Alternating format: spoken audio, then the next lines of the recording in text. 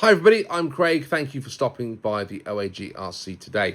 We are going to be carrying on with our Citroen DS on the MB01 build, and today we're going to be focusing on parts bag B.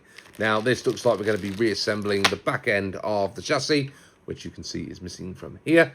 And if you remember, the front end went together all right. We had a bit of a problem with the drive shaft in the middle here, which I wasn't too keen on. But other than that, it's been a really nice build. So let's get started. Right, everything's organised and we are ready to get started. So we are kicking it all off with building some uprights.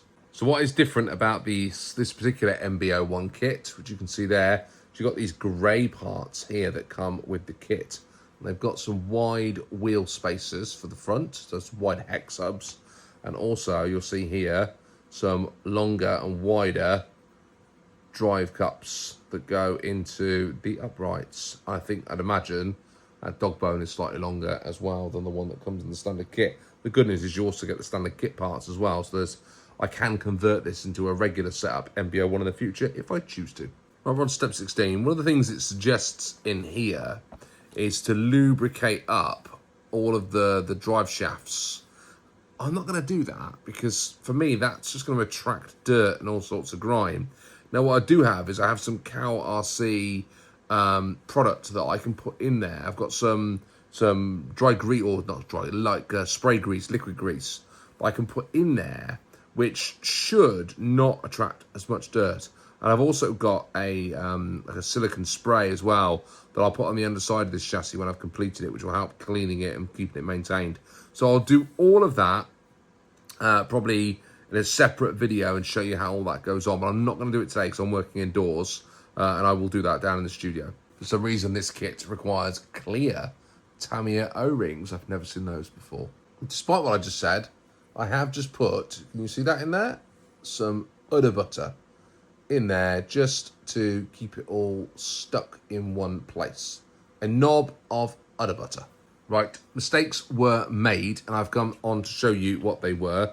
Originally, I had the grey longer dog bones in, and I also had the grey longer output shaft in as well.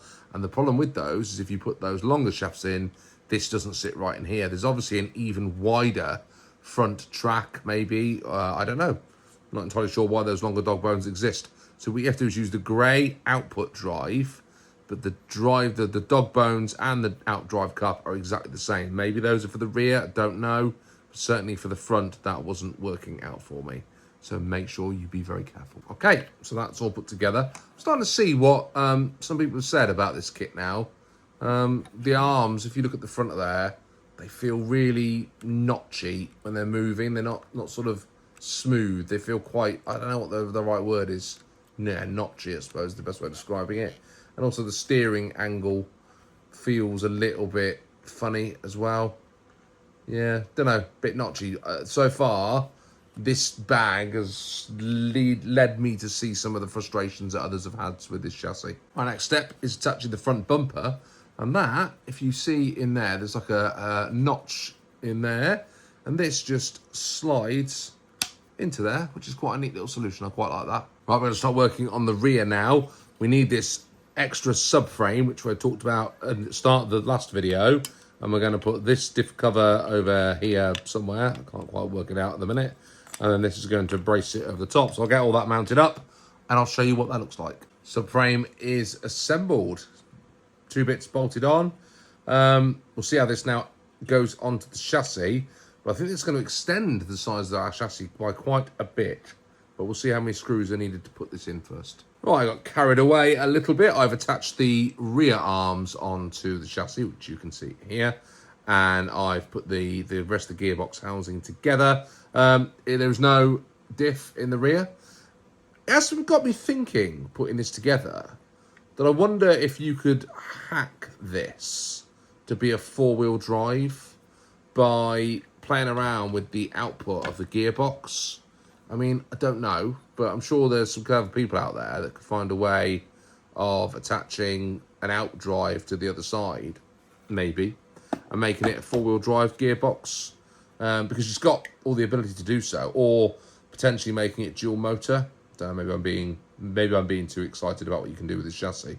But it just feels like an opportunity when you've got an empty diff at the back to do something different.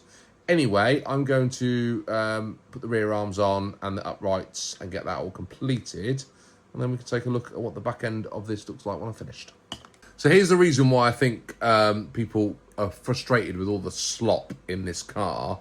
So I've just assembled the rear end, which is identical to the front, and identical in the fact that it's also got steering knuckles at the back. And that's where I think the problem's going to come from. Now, I don't yet know how we're going to make those rigid. But even if you make those rigid somehow, they're not as good as rear uprights that are just, I mean, they're still in these ball cups. There's still going to be some movement unless you can just lock those up somehow. Yeah, not sure about that. Don't like it. But that's the second thing I think I've come across I don't really like about this chassis. Right, the bit that I've been waiting for, we're now going to unite this part here with the rest of this chassis by just sliding it, hopefully, into there like that. Now that is now the size of this M chassis. It's so big I can't even get it all on the screen. It's quite a big M chassis actually. It's almost, I think, as big as a TT02, which is quite big for an M chassis, in my opinion. Right, it's all bolted up and we'll take a look at it in a minute. All bolted up together. So it is quite a big chassis now, which I'm quite pleased about. Still don't like these rear upright things. I think they are a problem waiting to happen. But I think this chassis could have so many interesting potentials if you were to really play about with it and do a custom build on it. Just the positioning of things, the way you could change the layout, maybe. I think it could be quite interesting. Anyway, next step, friction shocks. I'm not going to bore you with those. We'll get those built up and put those onto the chassis. So we've got that all finished up. The shocks are all mounted. I am really pleased with how that has come together, with the exception of these wonky rear uprights. Is the only thing that I'm not too happy about. So, as in part A, there's one thing that I can see at the minute that's potentially going to cause me some headaches. Bag C, I'm assuming we're going to strengthen up this rear so these don't move. We're going to sort the steering out, get the servo installed, get the electronics in, the wheels on, and the chassis will be complete. So far, looks good. Enjoying it. It's nice to have a new Tamiya chassis to build that's different and engaging. But as I said, few reservations on a couple of bits so far. Right, that's me. Thanks for watching, and I'll see you all next time on the OAGRC. Bye for now.